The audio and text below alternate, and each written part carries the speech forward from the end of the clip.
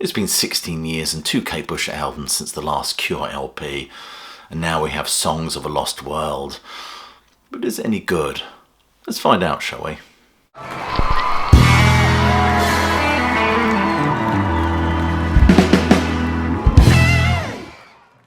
The Cure return with Songs of a Lost World, an album with an interminably long gestation period as this band mull along at their characteristic, unhurried pace. The band have often dipped their toes into brighter waters, I think, sunny and poppier tones. But all those moments of giddiousness are missing here on this miserable bastard of an album. All those little ditties like Friday, I'm in Love, or The Wonderful Just Like Heaven are absent here. Instead, this album resembles the sprawling soundscapery that we got on the Disintegration record, and I'm certainly not the first one to say that. This album, and the clue is in the title, is made up of songs of a lost world. Robert Smith's Lost World, to be precise. But it taps into the zeitgeist where many of us feel that the world we knew is kind of vanishing. There is also an aching sense of one's own mortality tied in with that, a feeling that all the things we love are leaving us. Something which becomes more profound as we age, and is felt more profoundly as we age. As Springsteen sings, one minute we're here, next minute we're gone. The economy of that, the pithiness of it feels breezy, but is nonetheless devastating in its inalienable truth, that all things are rendered meaningless by the end of all things. Life is indeed but a walking shadow, a poor player that struts and frets his hour upon the stage and then is heard no more. If I may quote Victoria Segal from Mojo magazine. Songs of a Lost World is a record about endings, about loss and grief, about the compromises and confusions that cling to a person as they move through their lives, warping and distorting their original intentions. There is a real poignancy in looking back to a time and place where life was still a clean slate, before you find yourself, as Smith does on the closing track End Song, looking up at the sky and wondering where you've gone. As I said, this album feels very much like the heir to Disintegration, and the opening track alone feels very reminiscent of Plain Song in its flamboyant gothic. If I may quote Andrew Trendle of NME, there's always enough heart in the darkness and opulence in the sound to hold you. And this certainly does that. This record, harkening back to gloomier climes, shall we say, is very much reminiscent of albums like Blood Roses, Pornography, and of course the aforementioned Disintegration. The Cure we get on this record is deliciously moribund and elegantly weary, with Smith's pained mewing articulating the harsh reality that indeed all things must come to an end. There's a particularly nice riff that opens Drone No Drone. I think somebody described it as kind of a steely gothic funk. And in other places on this album we get Simon Gallup's low-slung bass adding to the droney, Velvet Underground-esque quality of a track like War Song. And Cooper's drums have a juddering tom-led intensity, reminiscent, I think, of Lol Tolhurst's work on Pornography. It's also worth mentioning the atmospheric synth used on this album, prominent on Alone and End Song, which remind me slightly of Cats Are Grey from Faith, of course, devastating in their unassuming and ethereal ghostly presence. The passing of time and the erosion of the world we knew is beautifully illustrated in the song Alone when he sings, "This is the end of every song that we sing." And this feeling is no better represented than in the cover art, a lost civilization and the devastating march of time that humbles us all. I am Ozymandias, King of Kings. Alone, of course, is a significant moment on the bleak but beautiful journey that this album takes us on. But nevertheless, that line is actually referencing the Victorian poet Ernest Dowson, who was very much confronted with his own death in his poem Dregs, when he writes, "The fire is out, and spent the warmth thereof.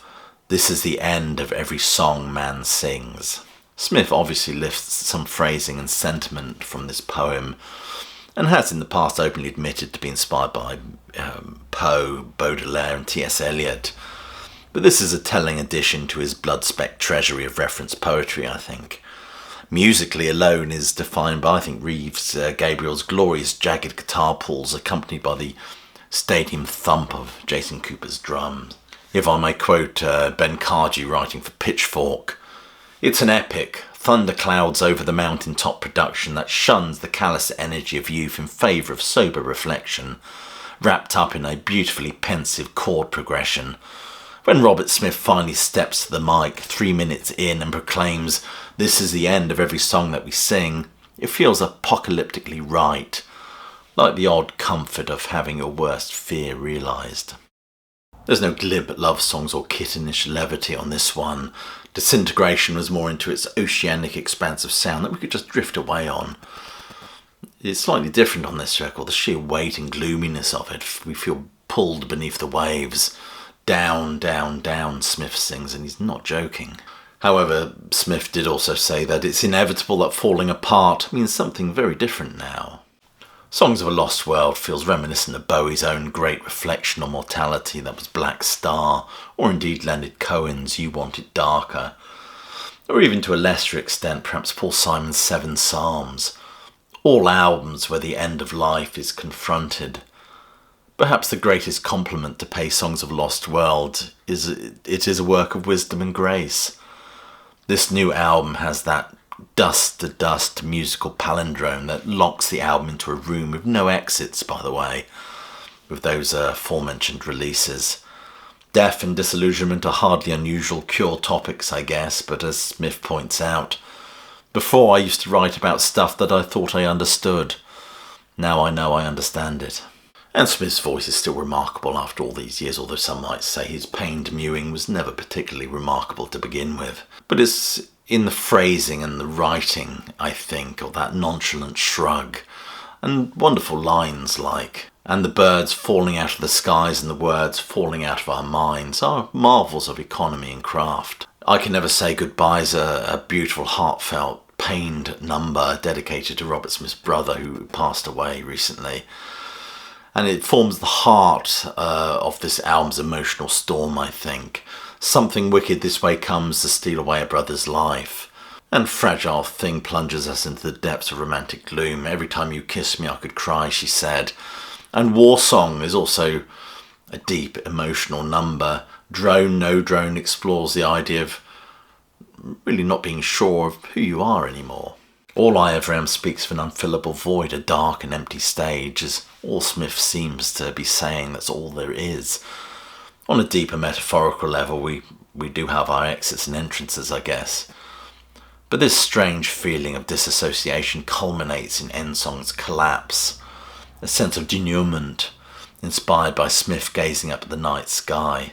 Smith said, "I was looking up and back a lot that summer, a lamenting age and an increasingly broken world, and always seemed to return to the same two questions.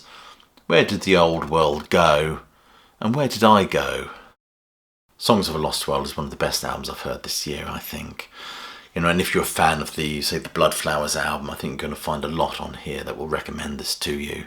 I think this is one of the band's best post-Wish albums, with 8 songs that bring sharply into focus potent tales of death and fading.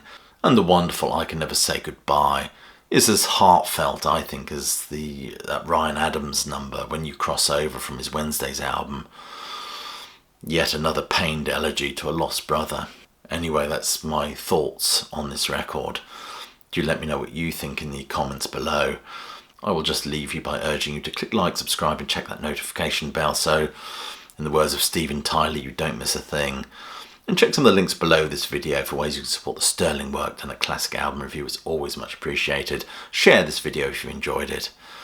Other than that, I'll leave you with my closing salvo, which is, as you know, hope you're well, staying safe, and of course that you keep listening.